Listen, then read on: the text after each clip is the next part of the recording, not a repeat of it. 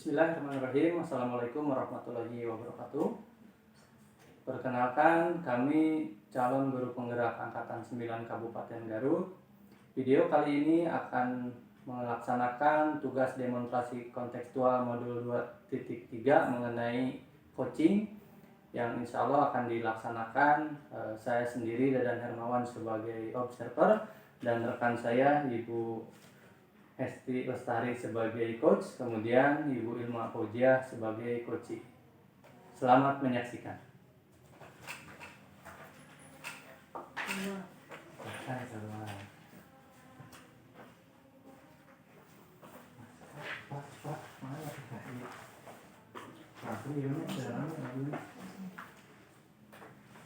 Baik, Bismillahirrahmanirrahim. Assalamualaikum warahmatullahi wabarakatuh. Waalaikumsalam warahmatullahi wabarakatuh.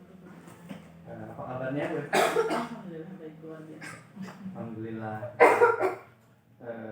Seperti yang sudah saya sampaikan sebelumnya, berarti ya kita akan melaksanakan praktek coaching. Ya. Namun sebelumnya saya akan mengajukan dulu beberapa pertanyaan, Bu ya. Nah, kira-kira Ibu ingin saya membantu kompetensi yang mana, Bu? Kompetensi yang ingin Bapak bantu adalah mungkin keterampilan menggali potensi diri dari saya ya Pak ya, sebagai coach dan Bu Ilma nanti sebagai coachee yang bisa menemukan solusi dari Bu Ilma atas permasalahan.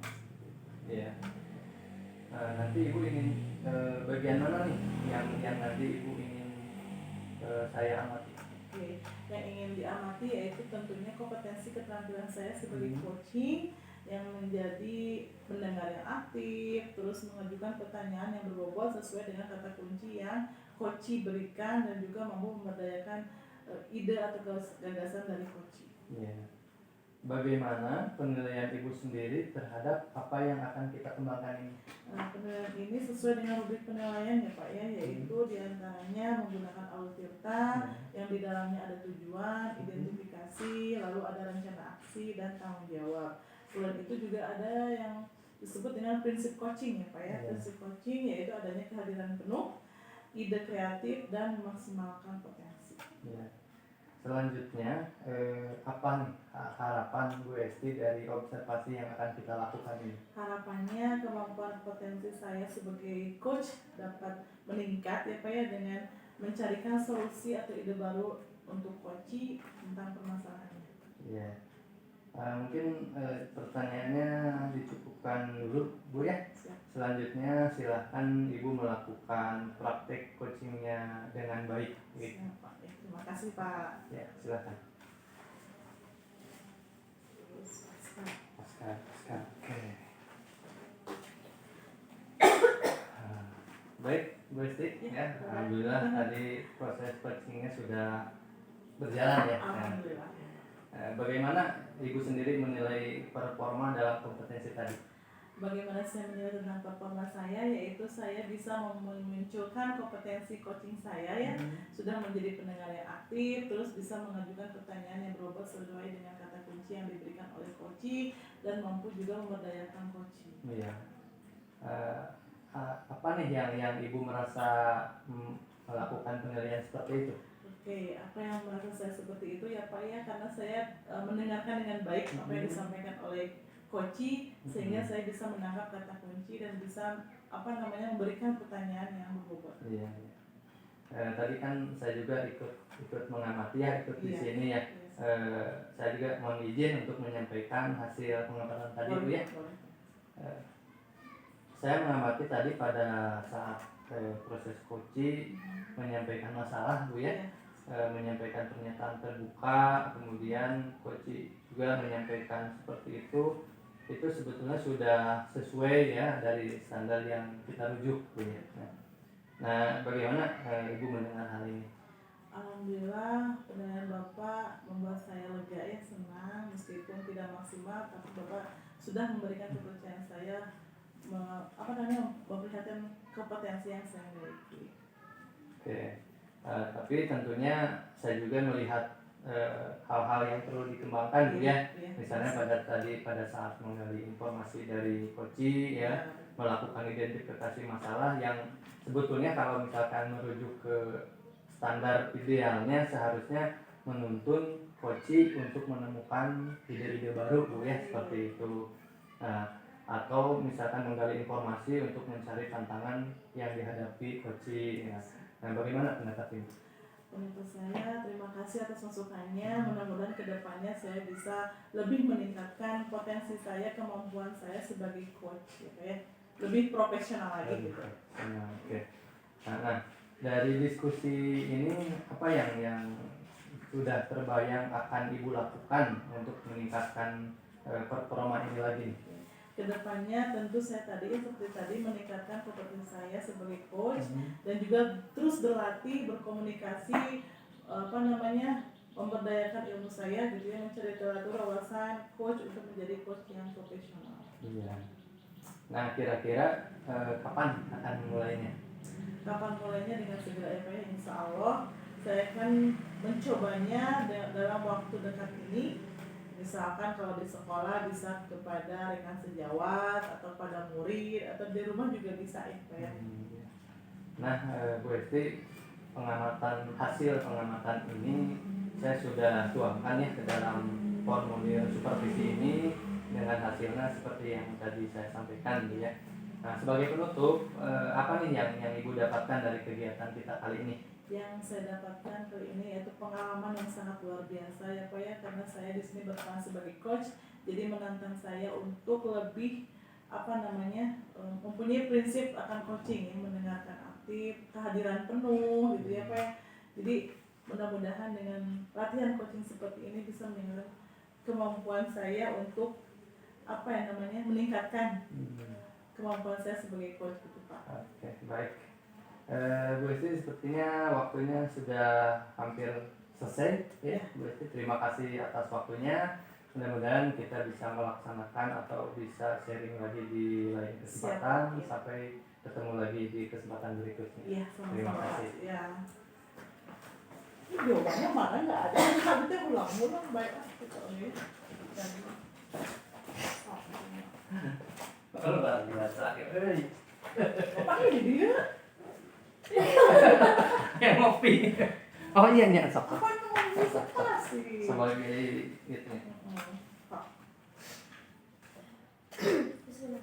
Assalamualaikum Bu Esti, apa kabar? Waalaikumsalam Bu Ilma, alhamdulillah kabar baik. Bagaimana Bu Ilma sendiri?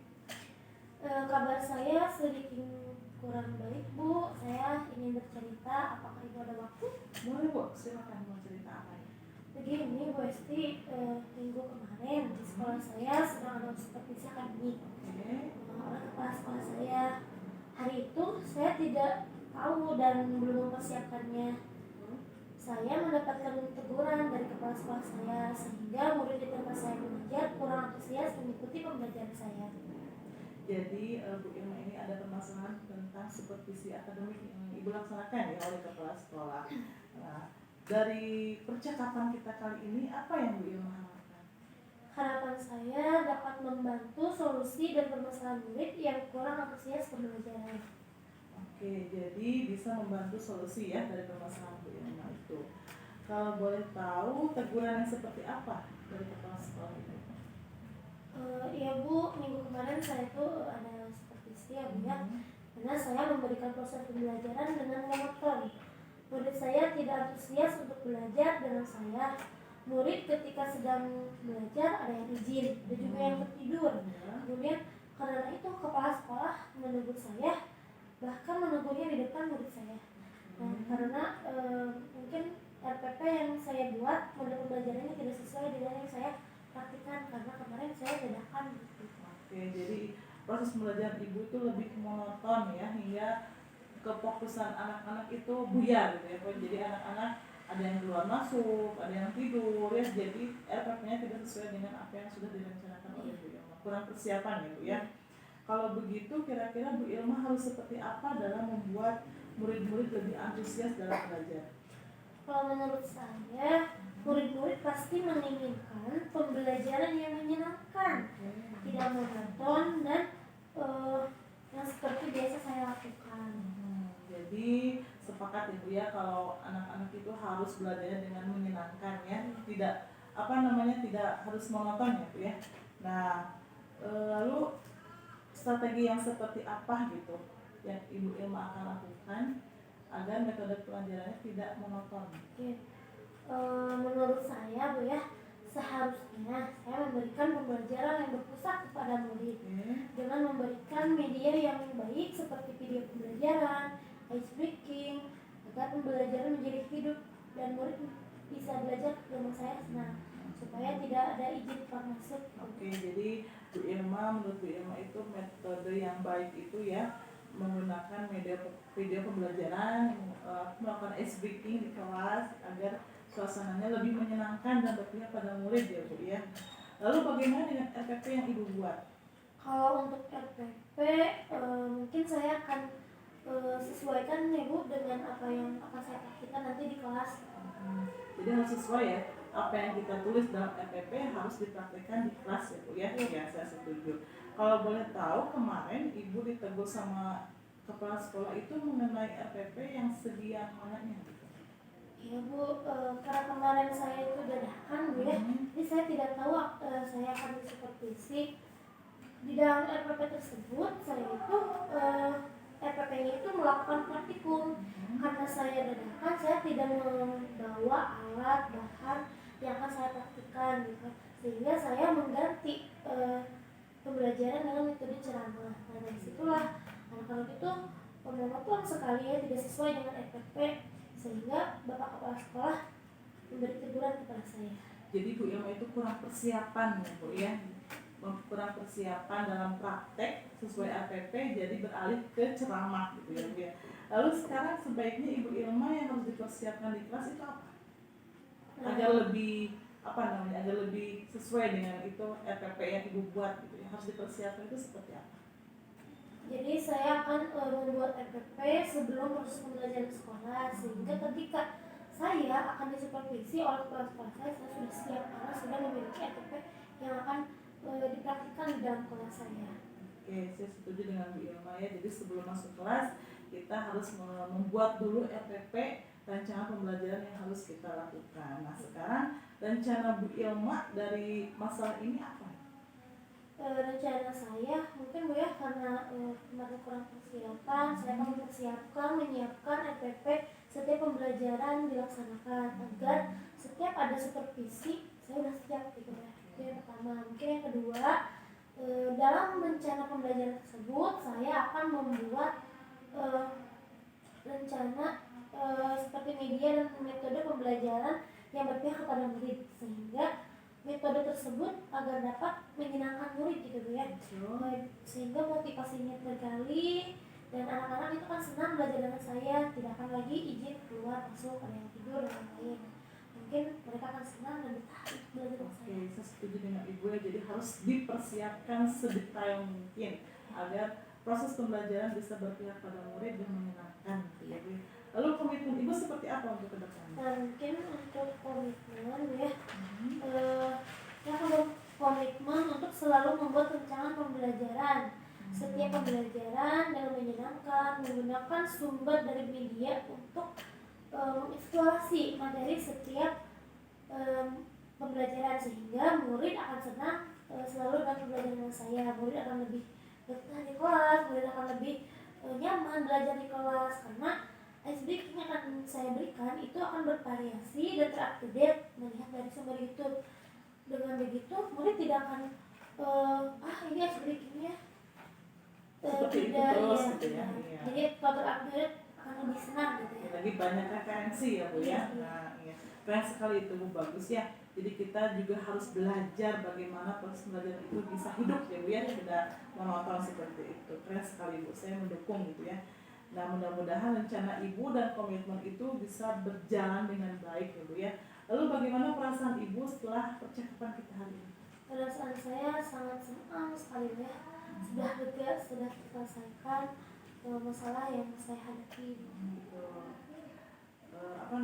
Jadi Ibu sudah lega ya, sudah menemukan ide baru agar pembelajaran Ibu tidak monoton dan anak-anak lebih termotivasi dalam belajar ya Bu ya. Nah berhubung saya ada jadwal Bu ya, jadi tidak bisa berlama-lama kita berbincang-bincang. Nanti lain waktu kita bisa berbincang-bincang lagi dengan cerita-cerita Ibu Ilma yang lain-lain yang lebih menarik ya. Saya tunggu cerita Ibu Ilma selanjutnya. topiknya. Ya, terima kasih ya Bu Esti. Ya, Sekarang sama-sama. saya sudah merasa lebih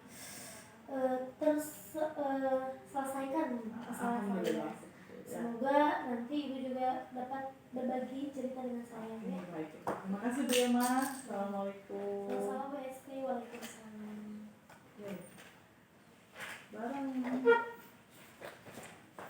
1, 2, 3.